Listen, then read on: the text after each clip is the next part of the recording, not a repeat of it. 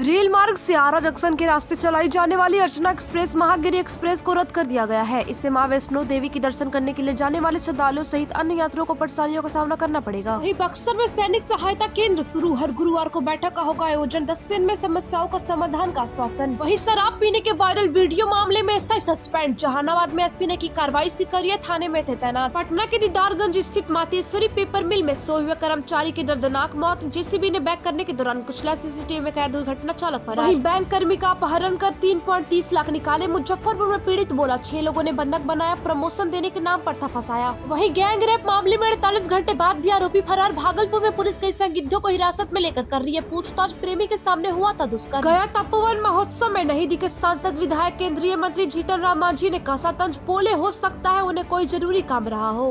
बेटी को छोड़ परिवार निकला, कुंभ दे दी जान, पूर्णिया में कमरे में लटकी मिली लाश, परिजन बोले मेला नहीं ले गए तो गुस्सा थी, खुदकुशी कर ली। छात्रा से छेड़खानी के आरोप में शिक्षक की पिटाई, लखीसराय में ग्रामीणों ने टीचर की बाइक भी तोड़ी, 2 घंटे तक बंधक बनाया। वहीं बेगूसराय तक मौसम शुष्क, सुबह शाम को हादसा, आलू की फसल को झुलसा रोग और सरसों में लाही कीट का खतरा, दवा का छिड़काव जरूरी है। कांग्रेस सांसद और नेता प्रतिपक्ष राहुल गांधी ने बुधवार को कहा मोहन भागवत कह रहे हैं कि 1947 में भारत को सच्ची आजादी नहीं मिली थी। मोहन भागवत का यह बयान हमारे स्वतंत्रता सेनानियों के साथ साथ हर एक भारतीय नागरिक का अपमान है। भागवत का कमेंट हमारे संविधान पर हमला है। वहीं राहुल ने कांग्रेस के नए मुख्यालय उद्घाटन कार्यक्रम में कहा भागवत हर 2-3 दिन में अपने बयानों से देश को यह बताते रहते हैं कि वह स्वतंत्रता आंदोलन और संविधान के बारे में क्या सोचते हैं। वहीं राहुल ने कहा कि भागवत के हिसाब से अंग्रेजों के खिलाफ आजादी की लड़ाई का कोई महत्व नहीं है। मोहन भागवत और किसी और देश के ऐसे बयान देते तो गिरफ्तार हो जाते। उन्हें हाल ही में जो कहा वो देशद्रोह है, क्योंकि उनके बयान का मतलब है कि संविधान का कोई औचित्य नहीं है। दरअसल भागवत ने 13 जनवरी को इंदौर में कार्यक्रम में कहा था कि अयोध्या में रामलला की प्राण प्रतिष्ठा की तिथि प्रतिष्ठा द्वादशी के रूप में मनानी चाहिए, क्योंकि अनेक सदियों में दुश्मनों का आक्रमण झेलने वाले देश को